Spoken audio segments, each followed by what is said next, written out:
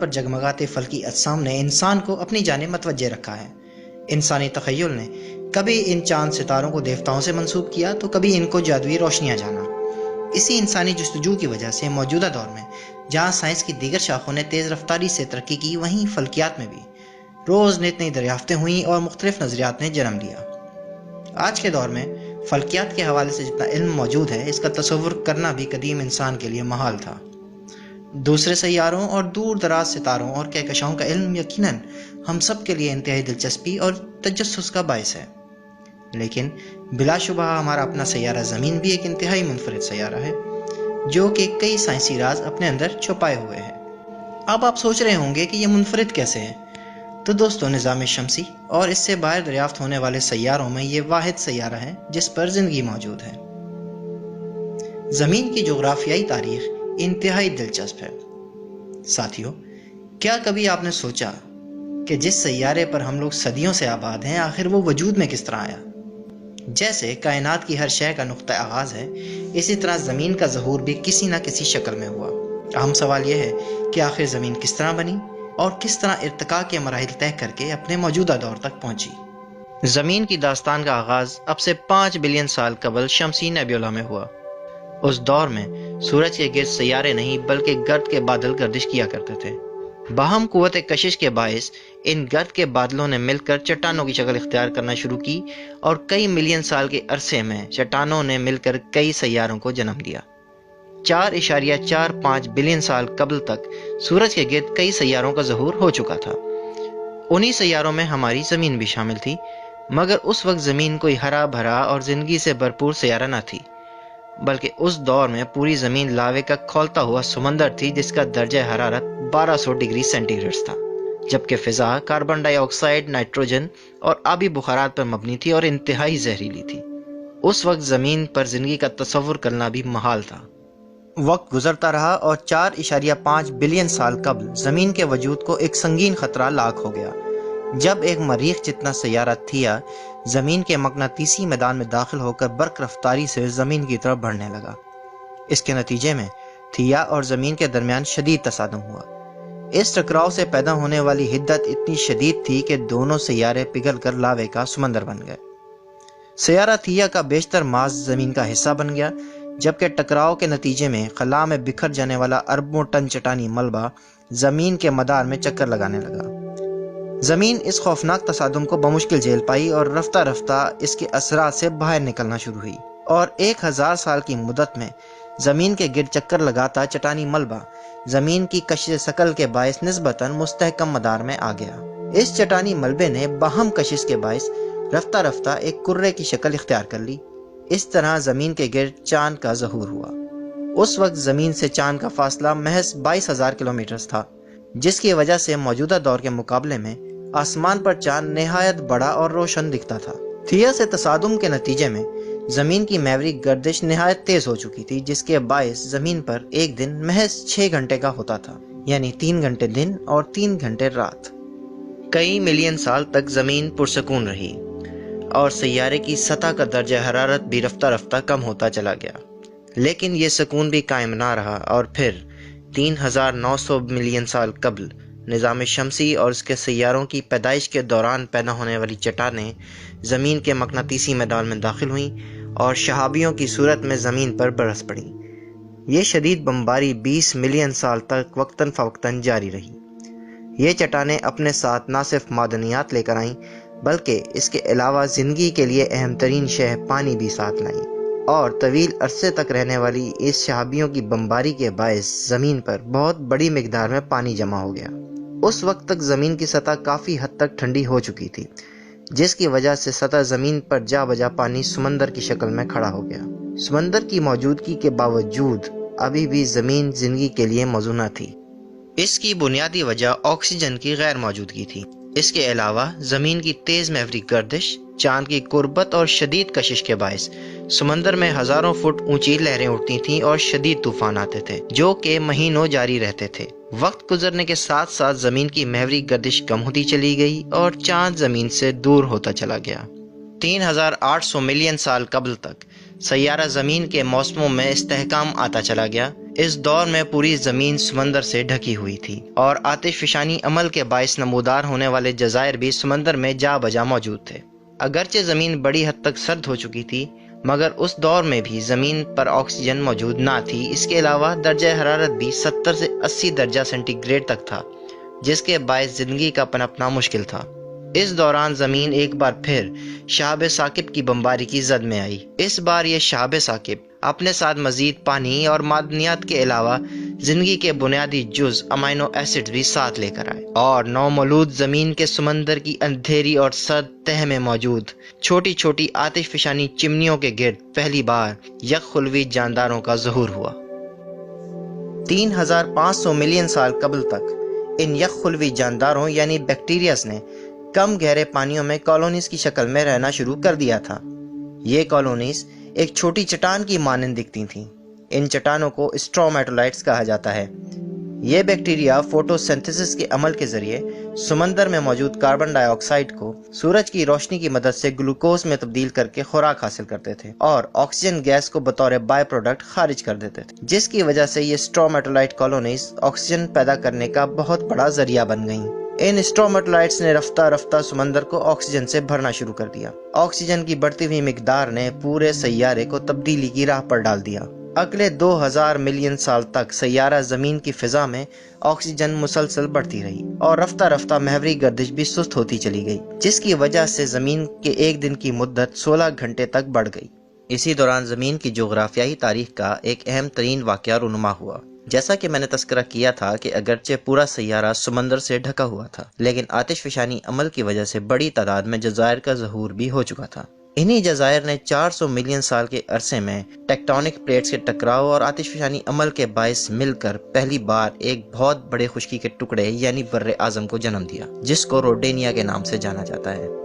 یہ طویل ارتقائی عمل جہاں زمین کے جغرافیے پر اثر انداز ہوا، وہیں اس نے زمین کی آب و ہوا پر بھی گہرے اثرات مرتب کیے، اور وقت گزرنے کے ساتھ ساتھ زمین کا درجہ حرارت کم ہو کر خوشگوار 30 درجے سینٹی گریڈ تک پہنچ گیا، اور دن کا دورانیہ بھی 18 گھنٹے تک طویل ہو گیا۔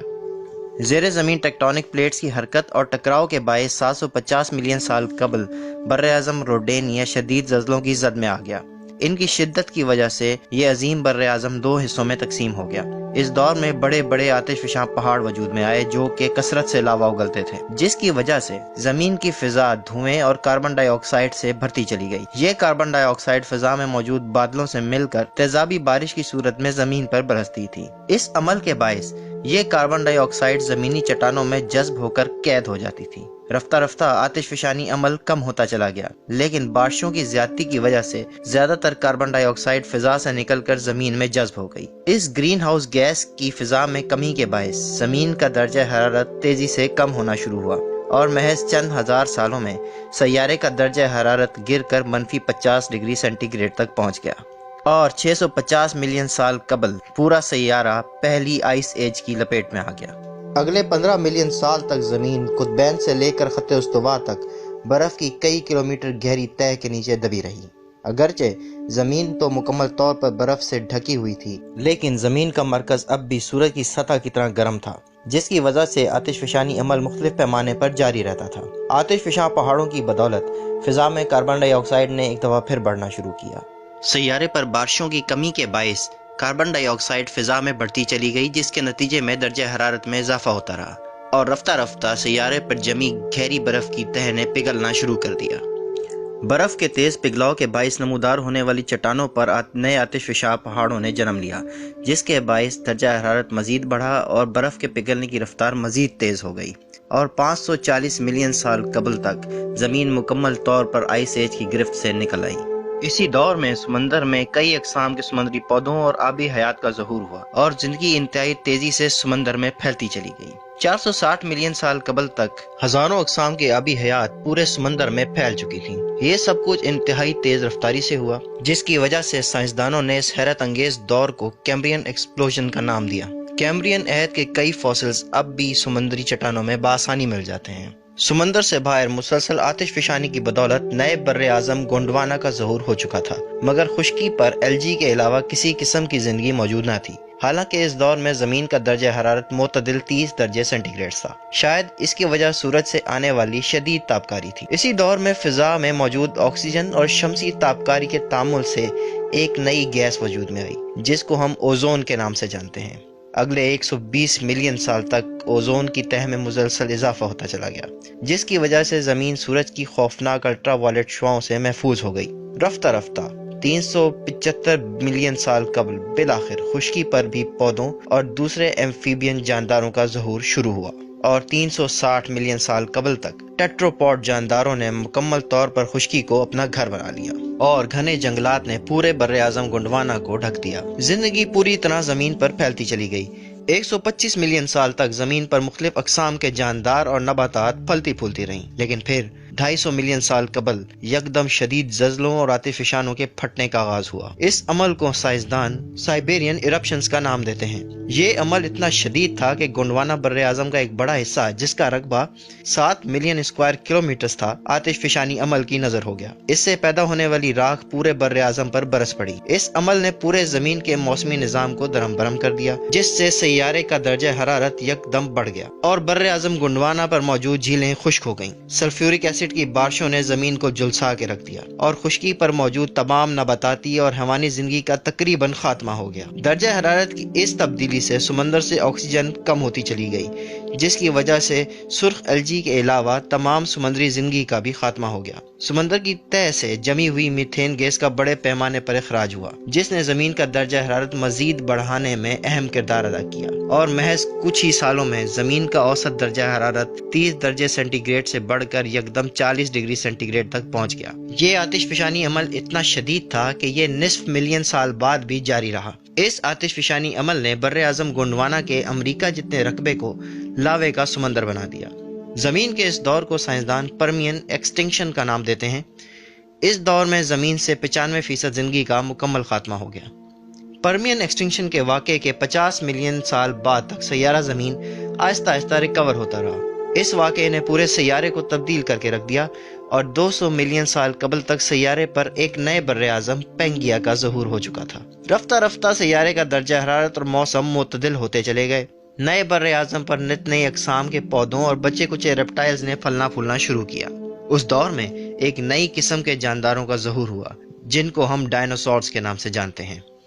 190 ملین سال قبل ایک بار پھر زمین تبدیلی کی راہ پر تھی۔ مزید آتش فشانی عمل اور ٹیکٹونک پلیٹس کی حرکت کے باعث بر اعظم پینجیا بھی 2 حصوں میں تقسیم ہو گیا۔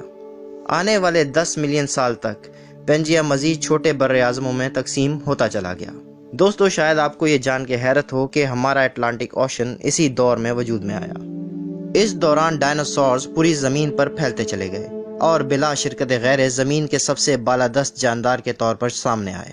لیکن ڈائنوسورز کی یہ حکومت قائم نہ رہ سکی، اور پھر 65 ملین سال قبل ماؤنٹ ایورسٹ جتنی جسامت کا حامل ایک شہاب ثاقب زمین کے مقناطیسی میدان میں داخل ہوا، اور 75,000 کلومیٹر فی گھنٹہ کی رفتار سے زمین کی طرف بڑھنے لگا۔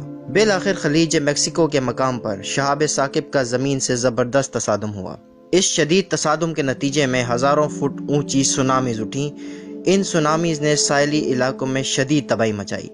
تصادم سے پیدا ہونے والا دہکتا ہوا ملبہ ہزاروں کلومیٹر تک زمین پر آگ کے گولوں کی مانند برس پڑا، اور پورے سیارے کی فضا کو دہکتی گرد اور راکھ نے اپنی لپیٹ میں لے لیا۔ شدید درجہ حرارت کے باعث جنگلات مکمل طور پر راکھ کا ڈھیر بن گئے۔ تصادم کے باعث اٹھنے والی گرد نے کئی سال تک سورج کی روشنی کو سطح زمین تک نہ پہنچنے دیا، جس کے باعث بچے کچے درخت بھی مر گئے، اور ساتھ ہی شدید موسمی تغیر کی وجہ سے ڈائنوسورز کا بھی خاتمہ ہو گیا۔ اس طرح ڈائنوسورز کی زمین پر 165 ملین سال طویل حکمرانی کا باب ہمیشہ کے لیے بند ہو گیا۔ بچے تو محض زیر زمین رہنے والے چھوٹے ممالیہ جاندار۔ وقت گزرتا رہا، اور 47 ملین سال قبل تک زمین رفتہ رفتہ پرسکون ہوتی چلی گئی۔